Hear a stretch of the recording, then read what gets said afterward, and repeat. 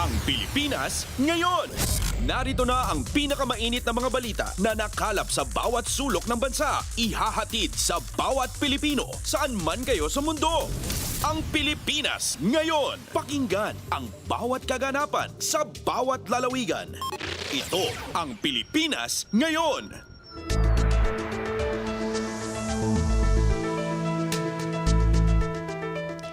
Magandang araw sa ating mga tagapakinig. Welcome po muli sa ating programang Ang Pilipinas Ngayon. Napapakinggan po ninyo saan mang bahagi ng mundo sa pamamagitan ng ating himpilang radyo Pilipinas World Service ng Presidential Broadcast Service. Napapakinggan po tayo sa Radyo Pilipinas World Service audio streaming sa inyong mga PBS receiver app at sa Radyo Pilipinas World Service official Facebook page at YouTube channel. Balik shortwave radio na rin po ang Radyo Pilipinas World Service. Napapakinggan po tayo sa ibayong dagat para sa ating mga kababayang overseas Filipino workers at seafarers sa mga sumusunod na shortwave frequencies. Ang English program tuwing 10 a.m. hanggang 11:30 a.m. mapapakinggan sa 12.020 MHz, 15.640 MHz at 17.665 MHz. Ang Filipino program naman po tuwing 1:30 a.m. hanggang 4:30 a.m. mapapakinggan sa mga sumusunod na shortwave frequencies. 9.370 MHz, 9.925 MHz at 12.120 MHz. Ito po si Bea Gaza de Guzman. Samahan po ninyo ako sa kabuuan ng ating programa ngayong araw. Kapapalooban pa rin po ng panayam, mga mahahalagang balita mula dito sa ating bansa, kasama ng mga ulat mula sa iba't ibang rehiyon ng Pilipinas, segmentong business, sports at showbiz. Antabayanan po sa inyo na sa ilang sandali ang kabuuan ng ating programang Ang Pilipinas Ngayon. Mga kaganapan sa Kamaynilaan at mga kalapit na lalawigan dito sa Ang Pilipinas Ngayon. Sa ating mga pangunahing balita, inanunsyo ni Pangulong Ferdinand R. Marcos Jr. nitong Sabado ang isang napakalaking bawas presyo sa mga produktong petrolyo. Inaasahang magbibigay ito ng malaking ginhawa sa mga motorista sa darating na linggo. Kasabay nito kinalampag ni Pangulong Marcos ang lahat ng kampanya o kumpanya ng langis na ipatupad ang bawas presyo ng buo at walang bawas. Nagbabala rin ang Pangulo na maaaring magsumbong ang publiko sa tanggapan ng Pangulo at sa kagawaran ng enerhiya laban sa anumang kumpanyang lalabag para sa agarang aksyon. Tiniyak din ng Pangulo na magpapatuloy ang mga programa ng pamahalaan para sa sektor ng transportasyon. Kabilang dito ang 10 pesos fuel discount para sa mga public utility vehicles o PUVs at mga bus, pati na rin ang service contracting program para sa mga driver. Sa susunod po na linggo, may mas malaking bawas sa presyo ng langis. Dahil dito, bababa ang diesel ng humigit kumulang 24 pesos at 94 centavos kada litro. Ang gasolina naman ay 3 pesos 41 centavos at ang kerosene ay 2 piso. Mas malaki ito kaysa sa rollback nung nakaraang linggo at malinaw ang ibig sabihin nito para sa ating lahat. May ginhawang parating. At sa ating mga oil company, malinaw naman ang aking panawagan. Ipatupad ninyo ang rollback ng buo, tama at walang pagkaantala. Ibigay ninyo sa taong bayan ang dapat naman na nasa kanila. At para sa ating mga kababayan, bukas ang ating tanggapan at ang Department of Energy para sa inyong mga reklamo. Kung may paglabag, ipaalam po ninyo sa amin. Kikilos kami kagad. Pangulong Ferdinand R. Marcos Jr. Kumpleto, detalyadong balitaan, di papahuli sa mahahalagang kaganapan. Kamustahin ang inang bayan, ang Pilipinas ngayon. Patuloy na ginagawa ng pamahalaan ang mga inisyatiba upang matiyak na hindi magkakaproblema sa presyo at supply ng mga pagkain sa bansa.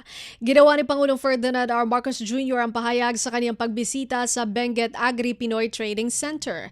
Siniguro rin ng Pangulo na hindi mabibigatan ang mga magsasaka, producer at wholesaler ng mga gulay sa gitna ng kasalukuyang epekto sa kanila ng gyera sa Middle East. Kinausap din niya ang mga manininda at kinuha ang kanilang suhestyon hinggil sa kung ano ang dapat panggawin ng pamahalaan.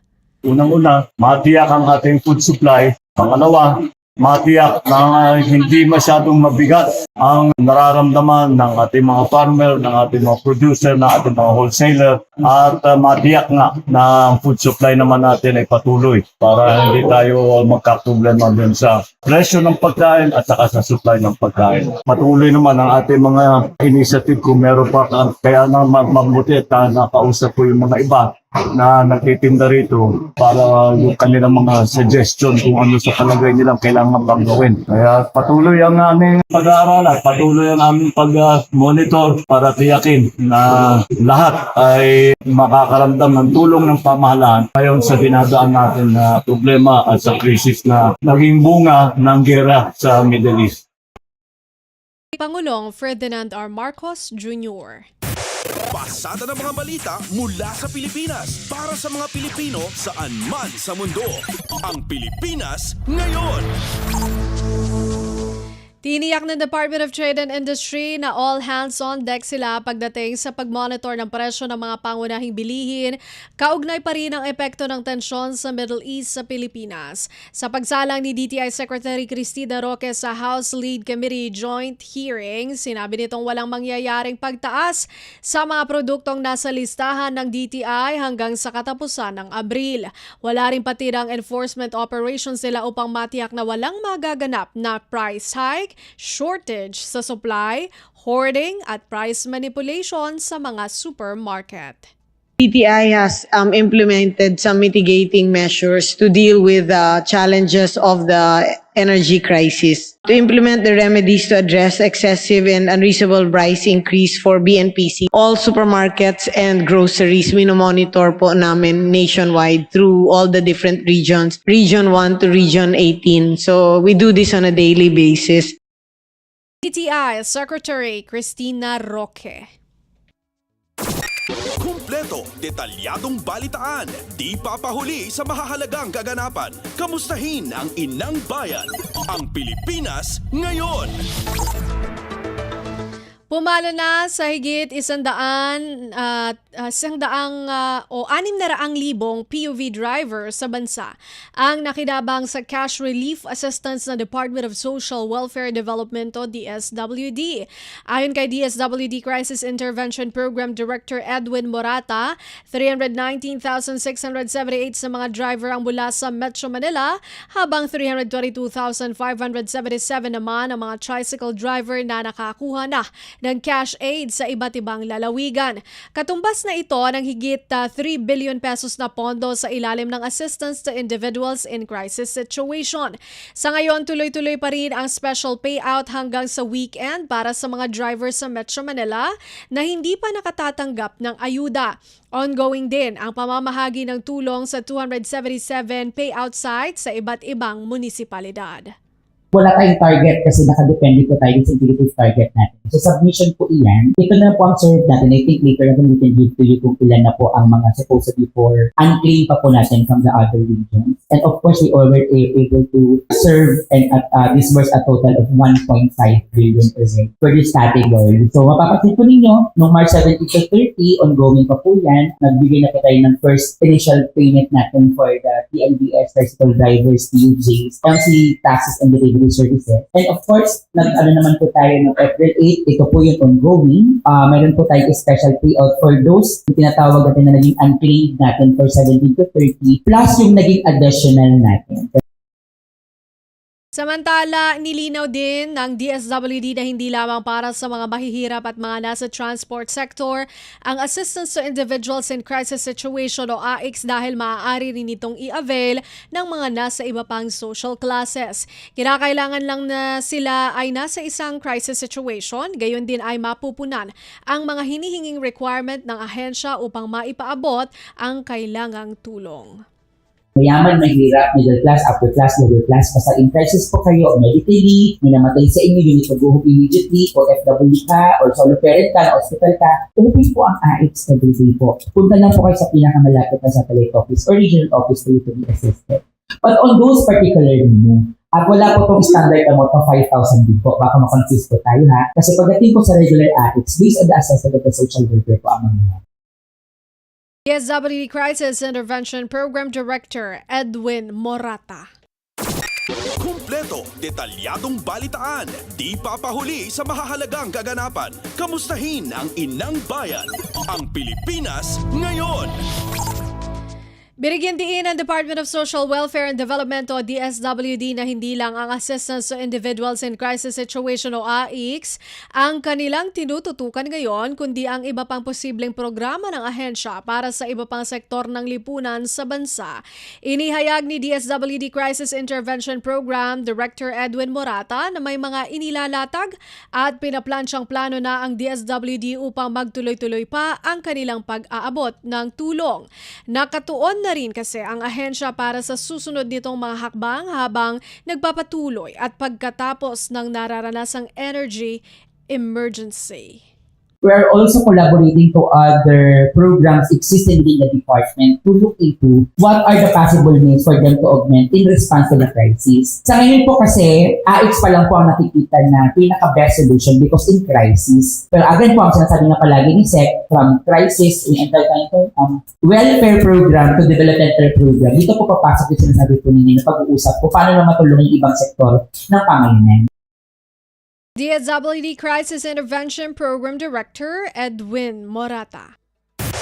Pasada ng mga balita mula sa Pilipinas para sa mga Pilipino saan man sa mundo. Ang Pilipinas ngayon.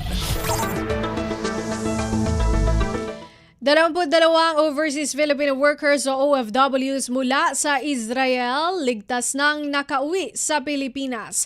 Si Ray Ferrer sa report.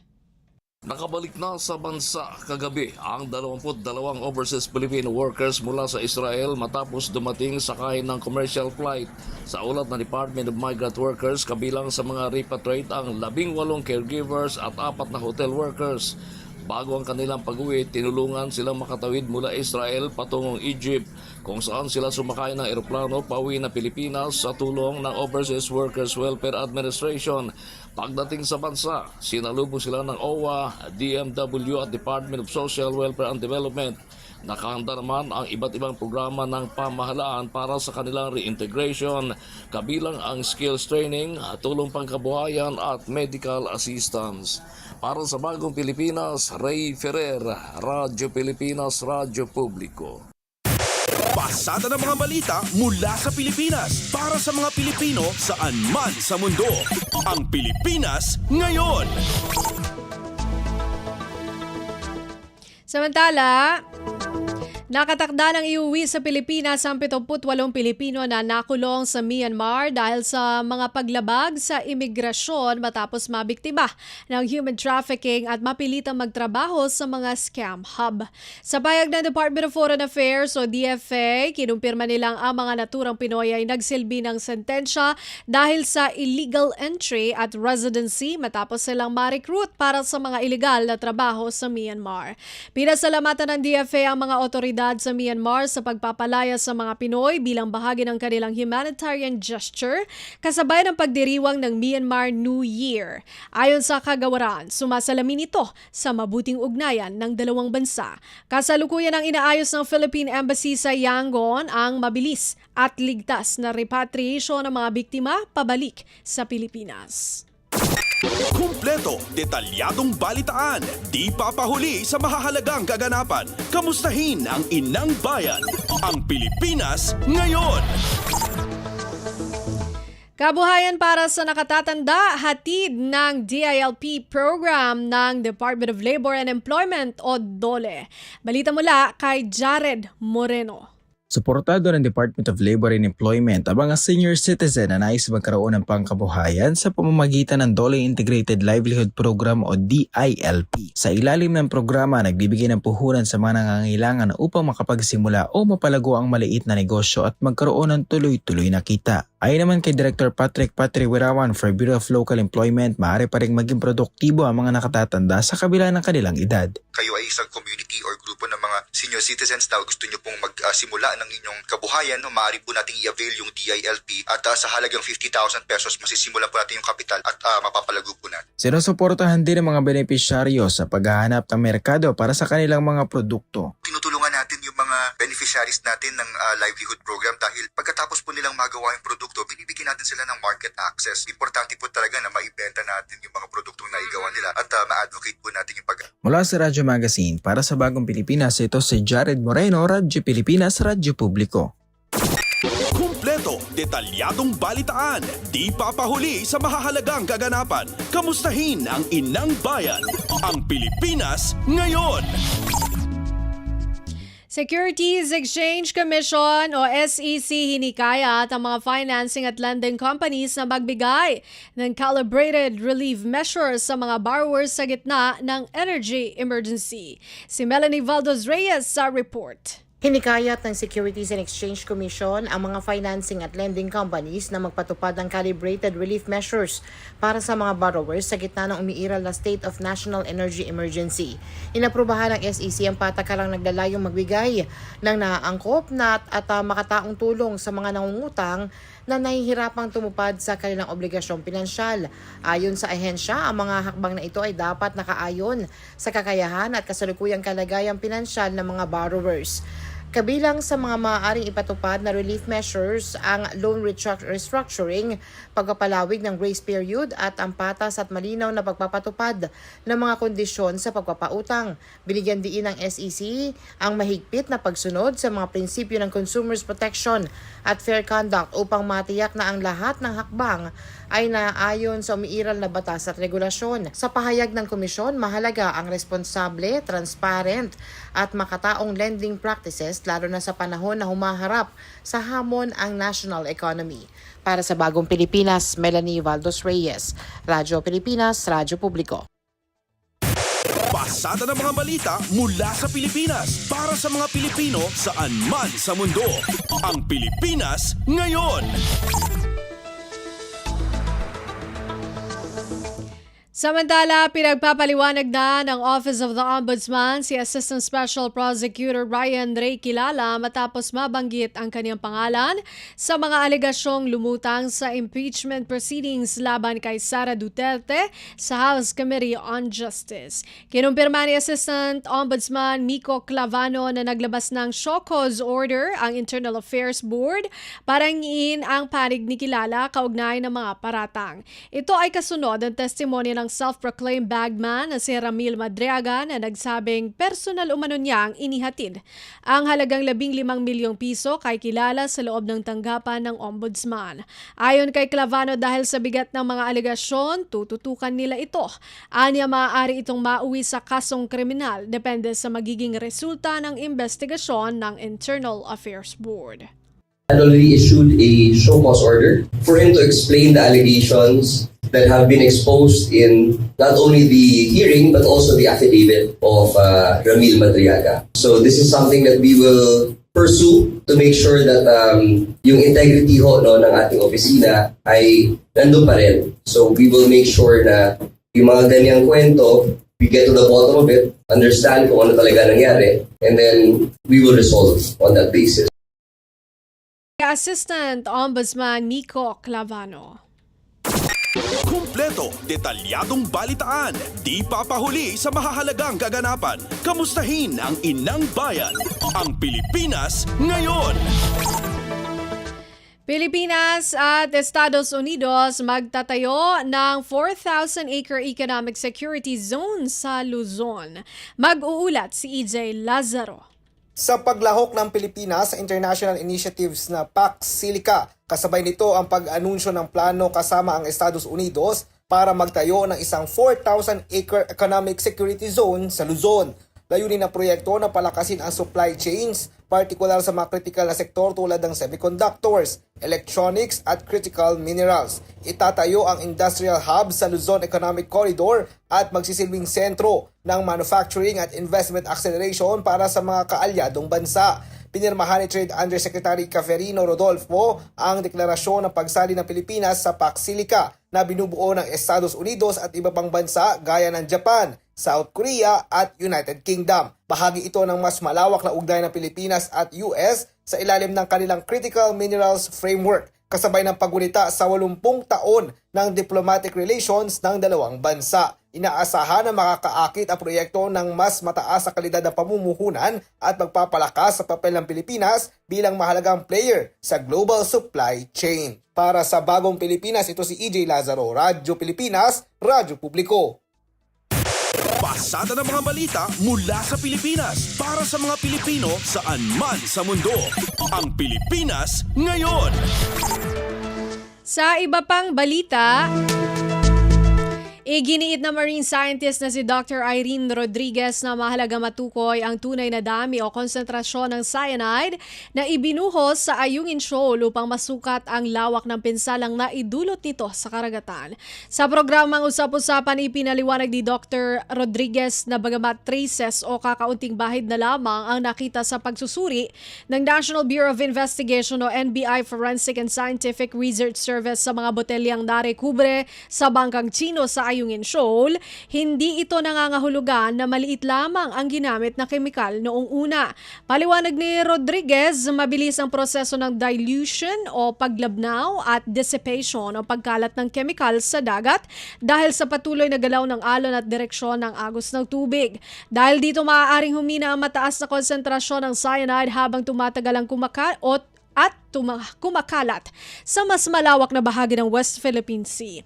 Batid na nitong linggo kinumpirma ng National Security Council o NSC na positibo sa cyanide ang mga botelyang narekubre mula sa mga bangkang Chino sa Ayungin Shoal. Yung dosage is what will dictate the effect on the corals. Mm-hmm. So kung lagi-laging exposed sila dun sa cyanide, katulad nga nung sinasabi ko na yung tao na laging umiinom.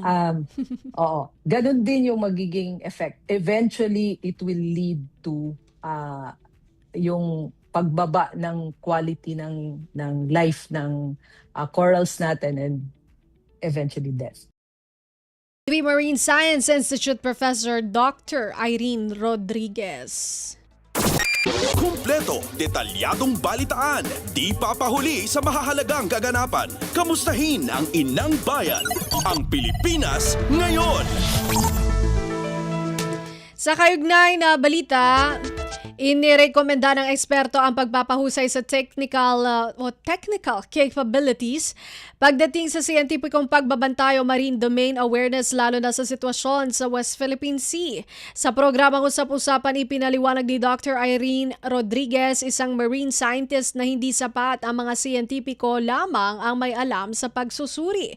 Binigyang diin niya na dapat may sapat na scientific expertise din ang mga nasa frontlines gaya ng Philippine Coast Guard at Philippine Navy. Ayon kay Dr. Rodriguez, mainam na sumailalim sa pagsasanay ang mga operatiba sa tamang paraan ng water sampling at iba pang siyentipikong pagsusuri habang nasa gitna ng operasyon. Sa pamamagitan nito, mas mapapabilisan niya at magiging mas tumpak ang pangangalap ng ebidensya sa tuwing may insidente ng polusyon o iligal na aktibidad sa karagatan.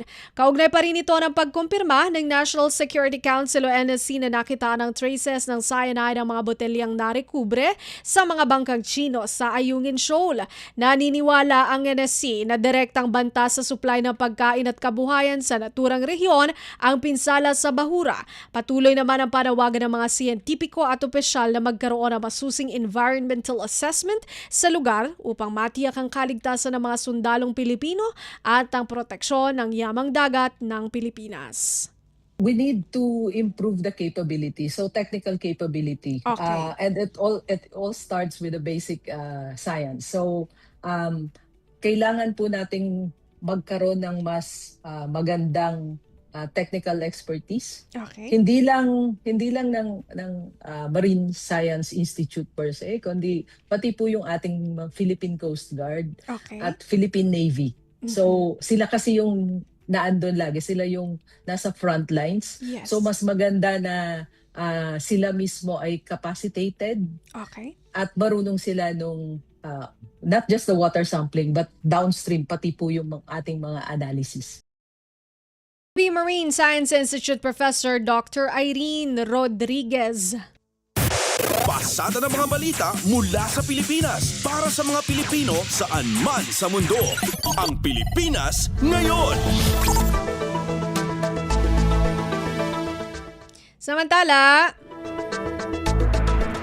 nakatakdang ilabas sa merkado ngayong buwan ng Mayo ang PsyKit o Sexual Assault Investigation Kit, isang lokal na rape kit na idinisenyo upang tulungan ang mga biktima ng karahasan na makamit ang hustisya sa pamamagitan ng siyensya.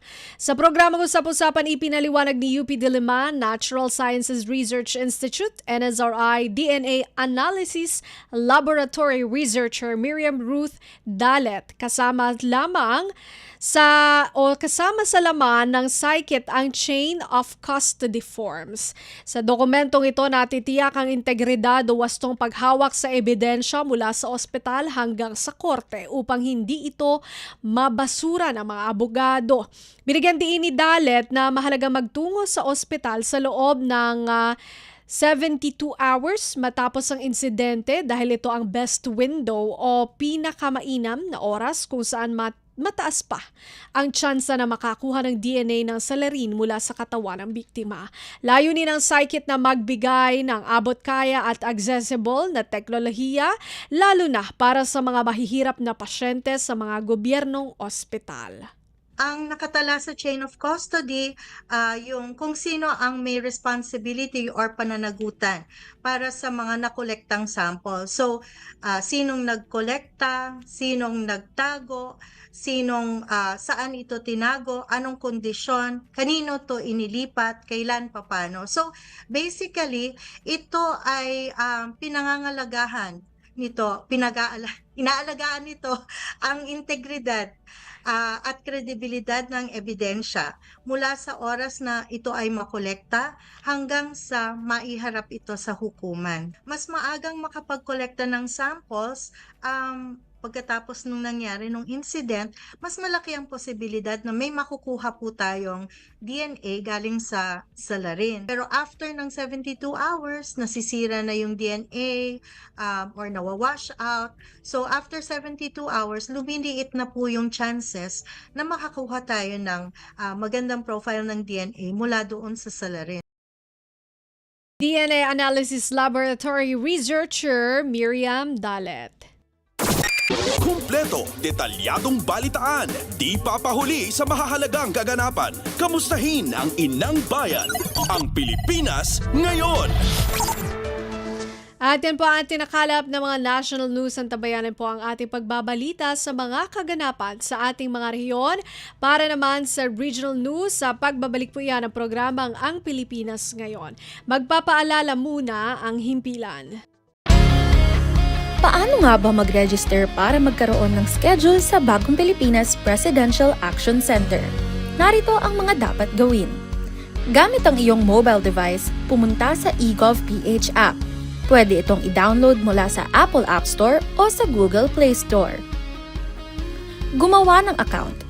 Ilagay ang email address, valid mobile number, pagkatapos ay makakatanggap ka ng one-time code sa iyong email.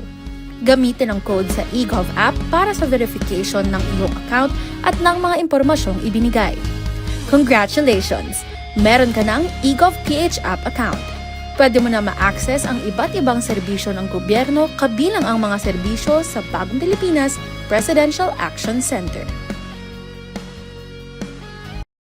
Mabilisang trivia, dagdag talino. Heto na ang Dagling Kaalaman. Alam mo ba?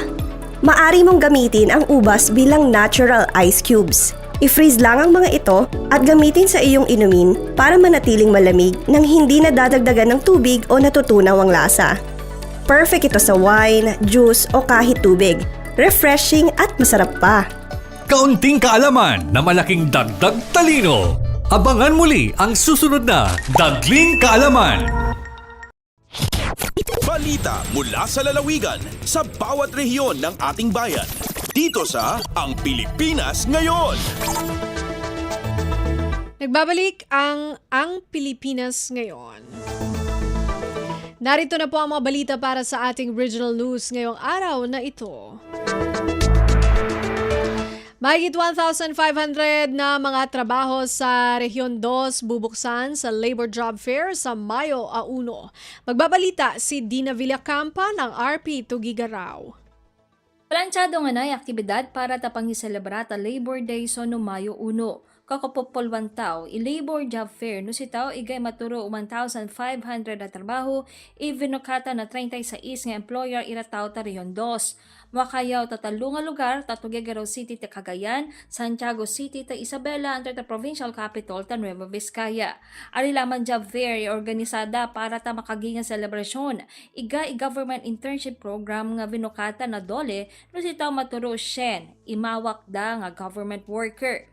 Igagapa ikadiwa na Pangulo para ta local entrepreneurs, test the skills training, tupad distribution, under livelihood kit distribution. Umayga pa nga mga phone ni Frontline National Government Agency ira para ta government service caravan no si tao libre iyawa da nga serbisyo entre sertifikasyon nakawagan ira na aplikante. Yado ni balita nagafuta syudad na Tuguegarao, yaw si Dina Tudaw Villacampa, Radyo Pilipinas World Service. Balita mula sa lalawigan sa bawat rehiyon ng ating bayan. Dito sa Ang Pilipinas Ngayon. Maraming salamat, Dina Villacampa. Department of Economy, Planning and Development o DepDev pinangunahan ang pagkalap ng mga datos ng mga higher education institution upang magkaroon ng batayan ng mga policy at decision makers na mapaunlad ang sektor ng edukasyon. Si Joseph Cabanas ng RP Baguio sa balita.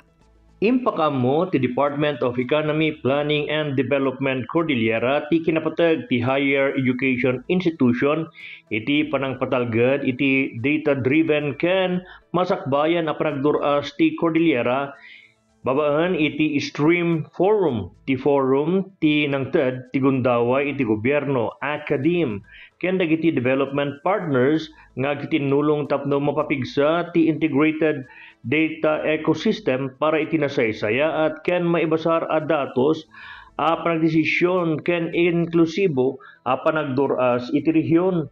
Sigun kini Jose Dado ti DepDev, daytoy ti kasapulan a datos para iti Philippine Development Plan, Cordillera Regional Development Plan Midterm Update ken Sustainable Development Goals.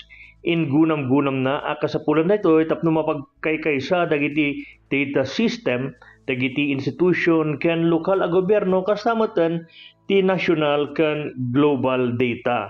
Kabayatan na inlalawag ni Maria Emily Dagipil ti trabaho para sa Bayan Plan maipakita no kasatnong agtitinulong dagiti higher educations babaan iti paragtitinunos dagiti kurso, training ken panagadal para kadagiti kasapulan ti industriya.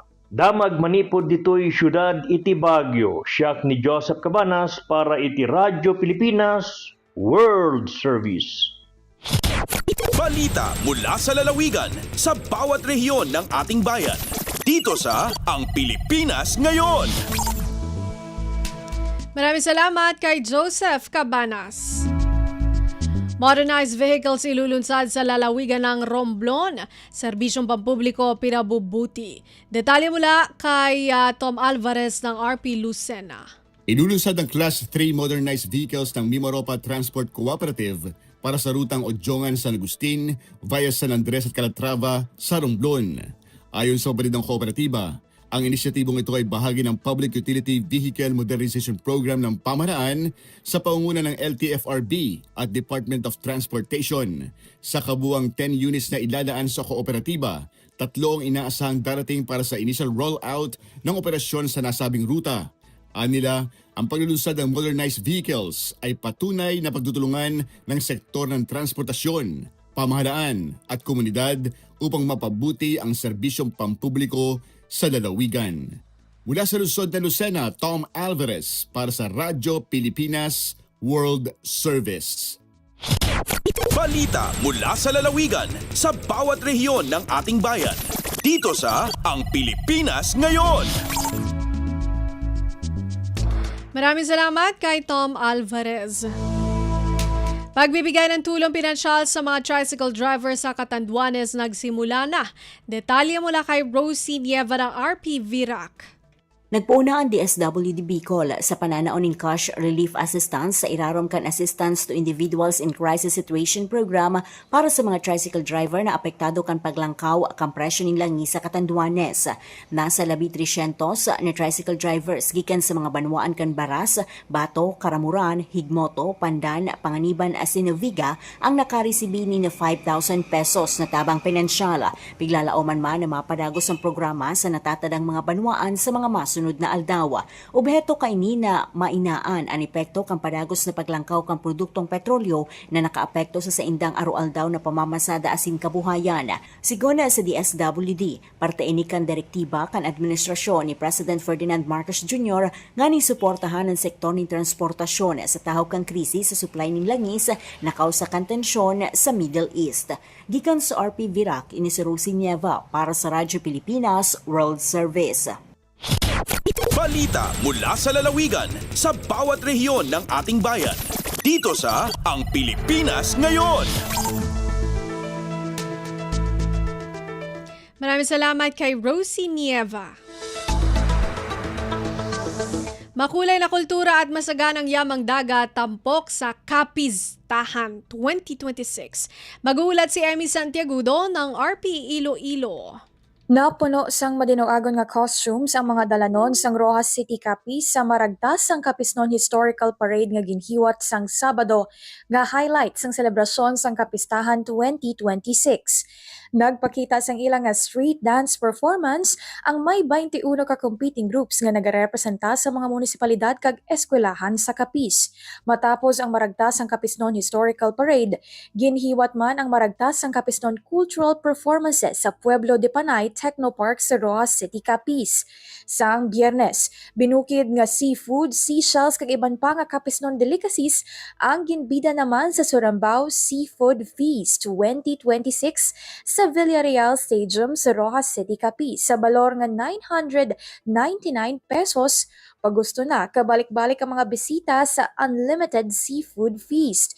Suno kay Tony Marie Del Rosario, Presidente sang Association of Resorts, Restaurants and Hotels of Capiz, hindi magnubo sa kapin 1,000 nga kilo sang seafood, seashells kag iban pa nga pagkaon ang ilang nga ginhanda para sa Surambao Seafood Feast. Parte ini sang selebrasyon sang Kapistahan 2026. Nagikan sa Iloilo, Emerald Santiagudo para sa Radyo Pilipinas World Service. Balita mula sa lalawigan sa bawat rehiyon ng ating bayan. Dito sa Ang Pilipinas Ngayon.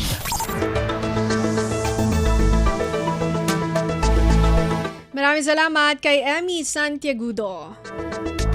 Cotabato City Division nagwagi bilang overall champion sa isinagawang Bangsamoro Autonomous Region and Muslim Mindanao Athletic Association meet sa rehiyon.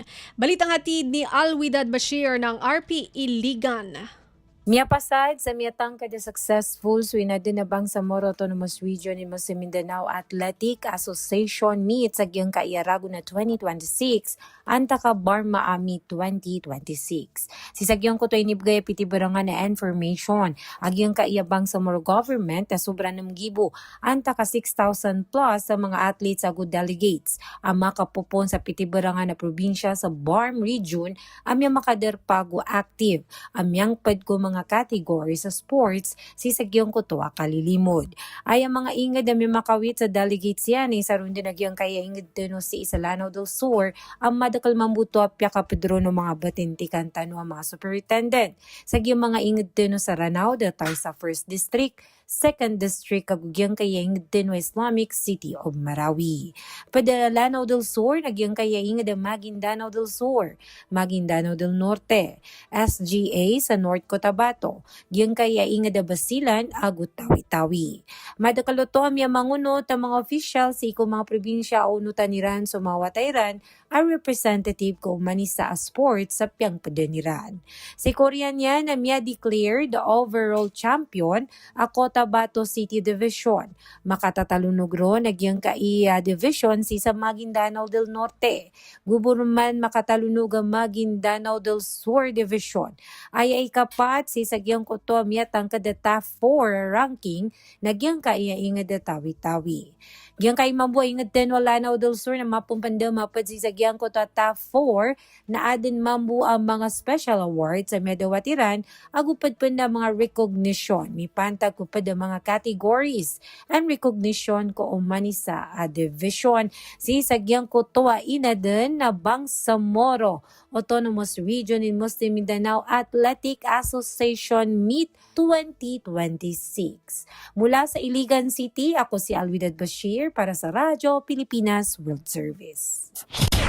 Balita mula sa lalawigan sa bawat rehiyon ng ating bayan. Dito sa Ang Pilipinas Ngayon.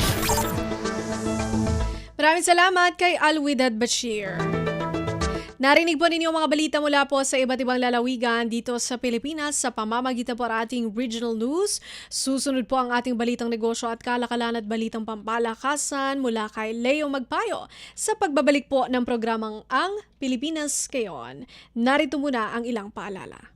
Mas pinadali na ang government transactions sa tulong ng eGovPH Super App. Pwedeng-pwede mo nang magawa ang lahat ng ito. I-download ang eGov app sa iyong smartphone o tablet mula sa App Store o Google Play Store. Pagkatapos, ilagay ang iyong mobile number at i-authenticate gamit ang one-time PIN o OTP para marehistro ang iyong account. Saka ilagay ang iyong mga pangunahing impormasyon at kumpletuhin ang facial recognition technology para sa verifikasyon ng iyong pagkakakilanlan. Para sa mas mabilis at mas maayos na serbisyong panggobyerno, gamitin na ang eGovPH Super App. Mabilis ang trivia, dagdag talino. Heto na ang Dagling Kaalaman.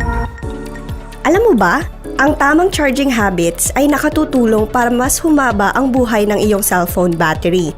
Iwasan ang palaging 0% bago mag-charge. Mas mabuti kung nasa 20% hanggang 80% lang ang isang cycle.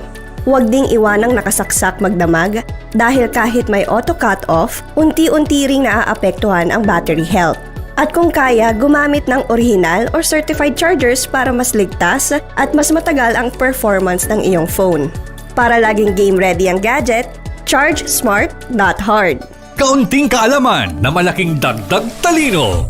Abangan muli ang susunod na Dagling Kaalaman.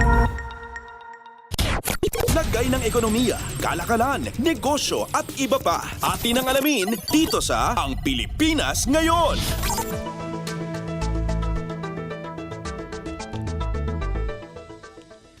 At nagbabalik po ang ating programang Ang Pilipinas Ngayon. Samantala, narito naman po ang balitang negosyo at kalakalan. Maglulunsad ang Department of Trade and Industry o DTI ng 2 bilyong pisong pondo para tulungan ang maliliit na transport operators na lumipat sa electric vehicles. Sa ilalim ng Small Business Corporation, maaaring umutang ang mga driver at operator na may business permit ng hanggang 1.5 milyong piso kada unit o 3 milyong piso para sa maliit na fleet. May 5 taong hulugan ang loan at 1 taong grace period sa principal at interest para hindi mabigatan ang mga borrower. Magbubukas ang aplikasyon sa Abril 21 sa SB Corp Money App kung saan maaaring magsumite ng requirements at itrack ang status. Ayon sa DTI, layunin ng programa na isulong ang malinis na transportasyon at mas matatag na kabuhayan, kasama ang tulong mula sa mga negosyo center sa buong bansa. Lagay ng ekonomiya, kalakalan, negosyo at iba pa. Atin ang alamin dito sa Ang Pilipinas Ngayon.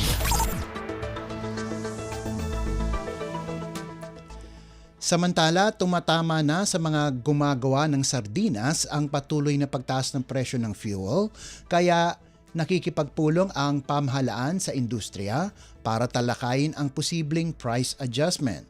Ayon sa Department of Trade and Industry o DTI, mula pa noong Marso ay may konsultasyon na sila sa mga manufacturer para suriin ang epekto ng mas mataas na diesel na pangunahing gastos sa pangingisda sa produksyon. Nasa 15 hanggang 21 piso ang kasalukuyang suggested retail price o SRP ng sardinas at sinasabi ng industriya na 3 hanggang 4 na taon nang hindi gumagalaw ang presyo kahit tumataas ang gastos. Wala pang desisyon ang DTI kung may taas presyo at nananatili ang price freeze hanggang Mayo Agis habang patuloy ang monitoring sa essential goods. Lagay ng ekonomiya, kalakalan, negosyo at iba pa. Atin ang alamin dito sa Ang Pilipinas Ngayon.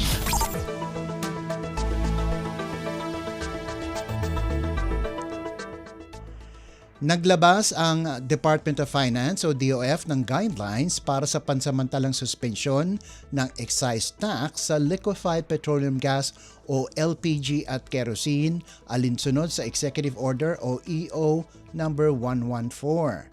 Sa ilalim ng Revenue Regulations 3-2026, suspendido ang excise tax sa LPG at kerosene sa loob ng 3 buwan maliban kung gagamitin sa petrochemical feedstock o aviation fuel. Magsasagawa ang Bureau of Internal Revenue o BIR at Bureau of Customs o BOC ng inventory at magsusumite ng buwanang ulat sa Kongreso tungkol sa volume at halaga ng mga produktong sakop.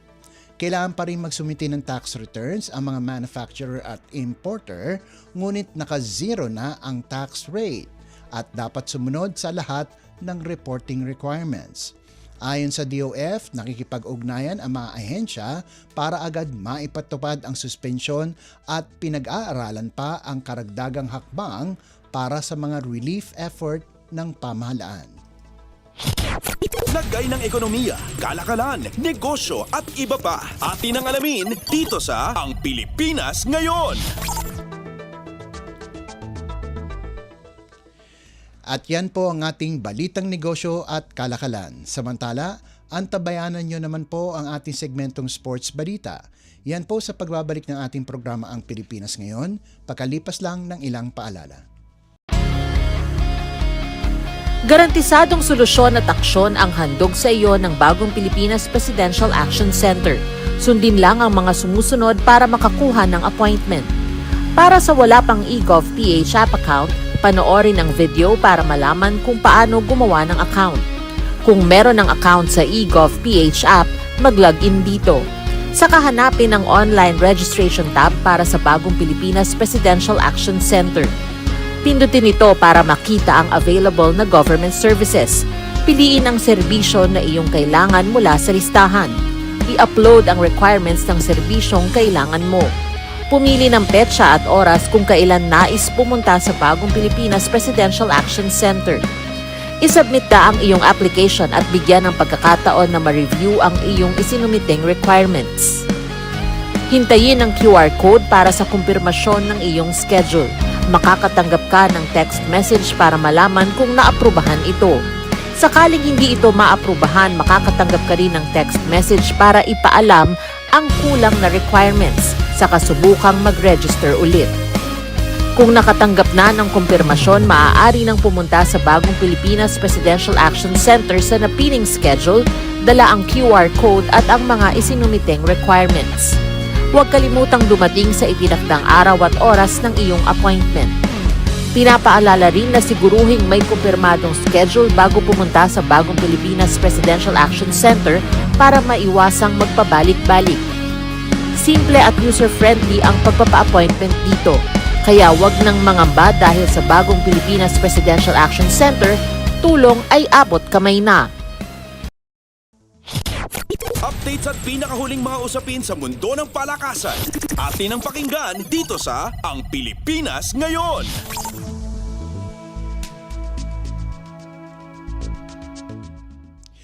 At nagbabalik po ang ating programang Ang Pilipinas Ngayon. Narito naman po ang sports balita. Kasama na si Filipina tennis star Alex Ayala sa entry list ng isa pang clay court tournament bago ang French Open, ang WTA 125 Parma Ladies Open sa Italy na gaganapin mula Mayo 11 hanggang 16. Ito'y bukod pa sa nakatakda niyang paglalaro sa dalawang malalaking torneo, ang Madrid Open mula Abril 21 hanggang Mayo 3 at ang Rome Open mula Mayo 5 hanggang 17. Pero nakadepende pa rin ang kanyang paglahok sa Parma kung hanggang saan siya aabot sa Rome dahil nag-overlap ang ikalawang linggo ng WTA 1000 event at ang WTA 125 tournament. Huling naglaro ang 20 anyos na si Ayala sa Porsche Tennis Grand Prix sa Stuttgart, Germany, kung saan natalo ito sa unang round kay Leylah Fernandez sa score na 6-1 at 6-4. Updates at pinakahuling mga usapin sa mundo ng palakasan. Atin ang pakinggan dito sa Ang Pilipinas Ngayon.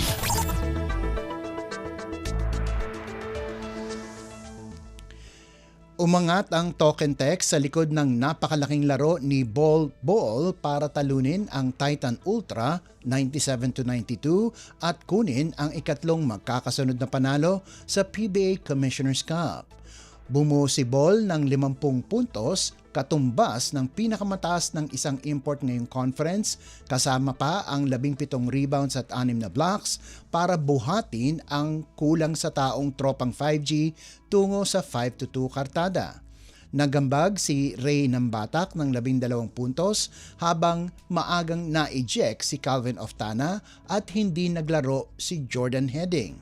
Nagbigay ng matinding hamon ang Titan Ultra sa likod ng 33 puntos ni Michael Gilmore at 21 ni Joshua Munzon at umabante pa sila ng 78-73 sa fourth period. Pero kumamada si Ball ng 12-0 run para baliktarin ang laro at tinapos ni Jason Castro sa free throws ang panalo. Updates at pinakahuling mga usapin sa mundo ng palakasan. Atin ang pakinggan dito sa Ang Pilipinas Ngayon.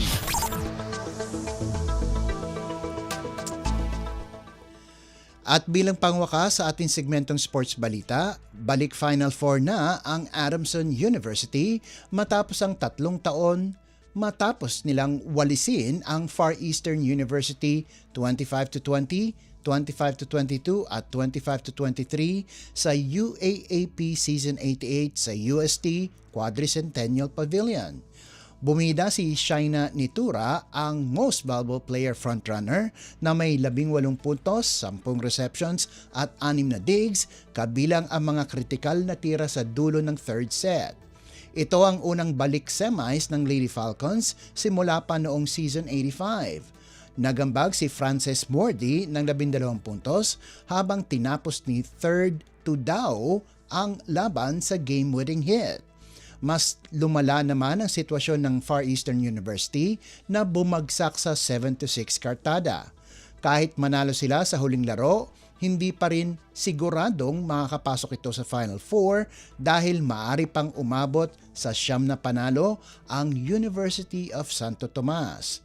Pinangunahan ni Gercel Pitalio ang FEU na may 11 puntos. Updates at pinakahuling mga usapin sa mundo ng palakasan. Atin ang pakinggan dito sa Ang Pilipinas Ngayon.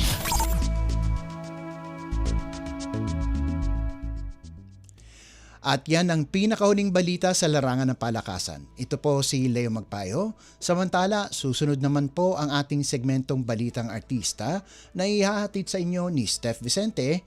Yan po sa pagbabalik ng ating programang Ang Pilipinas Ngayon, pakalipas lang ng ilang paalala. This is a public service announcement. Discipline is the key. Umiwas sa aksidente sa daan.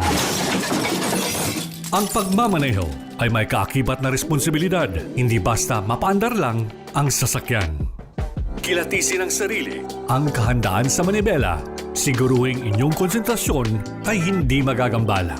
Importante rin na ating laging isipin, init ng ulo ay huwag pairalin, bagkus kaligtasan ng lahat ang siyang dapat unahin. Isang mahalagang paalala mula sa Presidential Broadcast Service at Radyo Pilipinas, Radyo Publiko 738. This is a public service announcement. From PBS, Presidential Broadcast Service at Radyo Pilipinas, Radyo Publiko 738. Ang latest, ang hottest sa showbiz and entertainment. Heto na sa Ang Pilipinas Ngayon. Magandang araw! Nagbabalik na po ang ating programang Ang Pilipinas Ngayon at narito na po ang paboritong segmento ng mga chismoso at chismosa, ang segmentong Balitang Artista. Narito muli ang inyong chikadora, Steph Vicente, upang hatid ang mga pinakamainit na showbiz balita para sa araw na ito. Hindi ko na patatagalin pa ang ating introduction at simulan na natin ang ratsyada ng mga chika! Ang latest, ang hottest sa showbiz and entertainment. Heto na sa Ang Pilipinas Ngayon. Ibinida ng P-pop group na BINI ang galing at talentong Pinoy sa pagbabalik nila sa Coachella stage para sa ikalawan nilang performance nitong Sabado ng umaga, April 18, Philippine Standard Time at Biyernes, April 17 Pacific Daylight Time bilang pagtatapos ng kanilang makasaysayang journey sa pagbibida ng OPM sa nasabing Music and Arts Festival.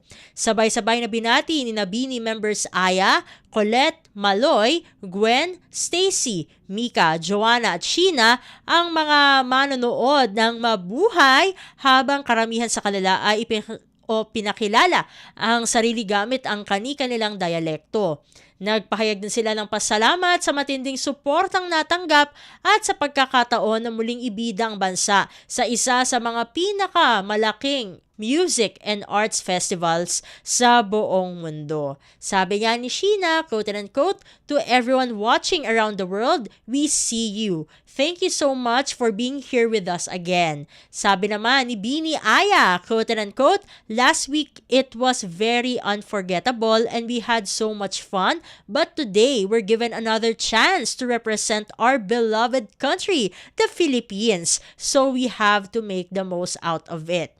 May 10 kanta silang inawit sa kanilang 45-minute set na sinimulan gamit ang strings at sinundan ng Zero Pressure, Out of My Head, Karera at Salamin Salamin. Nagpaindak din sila sa mga kantang Blink Twice, Cherry on Top, Blush at Bikini bago tapusin ang kanilang Coachella 2026 journey sa kantang Pantropiko tampok ang bonggang-bonggang dance break. Ang latest, ang hottest sa showbiz and entertainment. Heto na sa Ang Pilipinas Ngayon. Sa iba pang mga chika, supportive jowa si Donalyn Bartolome kay JM De Guzman na bida sa My Best Friend Eman ang paparating na drama action serye na mapapanood sa TV5 simula sa Abril 27. Umiiwas actually si Donalyn na magpa-interview sa ginanap na preview ng 3 episodes ng My Best Friend Eman, pero nang tawagin naman ng ating mga kamosa dyan na entertainment press ay nag-react naman siya. Sabi nga ni Donalyn, quote and unquote, "Naluluha ako, syempre masaya ako sa project na ito kasi napapalapit si Juan Miguel kay God. Kapag pinapanood ko siya, nagiging emotional ako sa kanya. Yan pa ang kanyang dagdag. At siya pala ang naging nutritionist ni JM kaya ito pumayat. Quote and unquote, na-achieve na niya. Hindi na siya overweight because iba-iba ang katawan ng mga tao. Hindi ibig sabihin na gain sila ng weight. Hindi naman ibig sabihin na pinapabayaan nila. Sometimes may mga ibang conditions ang mga tao. That's why ganon. It's just discipline as well." So far, 15 pounds na ang nabawas kay JM dahil niya tinututukan ni Donalyn ang kanyang mga kinakain. Samantala, isa sa mga producer ng My Best Friend Eman ang Spring Films na kumpanya ni Papa P. Piolo Pascual. Ayon kay Direk Derek Cabrido, quote-unquote, isa si Piolo sa mga tumulong sa amin na nabuo ang buong casting ng serye. Well, unang-una, syempre pinag-uusapan namin sila JM, Shaina at Nanay Ai. Tumutulong talaga sina PJ from Spring Films na buuin ang cast. Kaya naman ginawa ang anggulong ginastusan at pinagkaabalahan ni Piolo si Shaina na sabi naman ay answered prayer sa kanya ang My Best Friend Eman. Maalalang nagkaroon ng time na di umano'y may relasyon sina Papa P at Shaina pero hindi naman yun nagtagal at nag-deny pa nga itong si Shaina. Ang latest, ang hottest sa showbiz and entertainment. Heto na sa Ang Pilipinas Ngayon. At sa pagtatapos ng ating segmento, parang may tambalang niluluto ang GMA7 para sa dating magjowa, no, na ngayon ay co-parenting na lang ang kanilang setup, no, ni na John Lloyd Cruz at Ellen Adarna. Wala namang nabanggit, no, si Miss Annette Gozon Valdez sa kanyang post pero ang hula ng ating makamosa dyan, ito na yun. Caption nga ni Miss Annette, quote-unquote, ending the work week with exciting conversations. Ang dami nang napapabalita ang gagawin itong si John Lloyd, pelikula at teleserye pero yun nga walang natutuloy. May nauna ng photo na kasama ni Ellen ang mga bossing ng GMA pero baka ito na nga ang totoo. Ang latest, ang hottest sa showbiz and entertainment. Heto na sa Ang Pilipinas Ngayon. Naku, konti lang oras natin para sa ating segmentong Balitang Artista. Maraming salamat mga kachismis para sa inyong pakikinig sa ating segmento. Ako muli ang inyong chikadora, Steph Vicente para sa Radyo Pilipinas World Service. Nagbabalik na po ang ating kasamang si Bea Gaza de Guzman. Ang latest, ang hottest sa showbiz and entertainment. Heto na sa Ang Pilipinas Ngayon.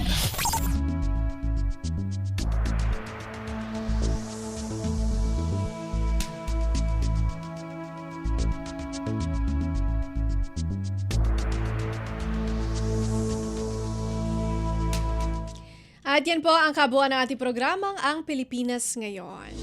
Maraming salamat sa ating mga nakasama sa technical side, kina Susan Aizon at Justin Osia sa Wirecast. Salamat din sa ating executive producer Steph Vicente na siya ring naghatid ng ating showbiz balita. Sa mga nagulat mula sa iba't ibang lalawigan ng ating bansa para sa ating regional news, kay Leo Magpayo para sa balitang business at sports, at maraming salamat din sa ating station manager Mr. Ray Sampang. Hanggang sa susunod na edisyon ng ating programang Ang Pilipinas Ngayon, ito po si Bea Gaza de Guzman. Magandang araw. At yan ang Pilipinas Ngayon. Muling samahan sa parehong oras at alamin ang pinakahuling mga kaganapan at balita saan man kayo naroon. Ang Pilipinas Ngayon.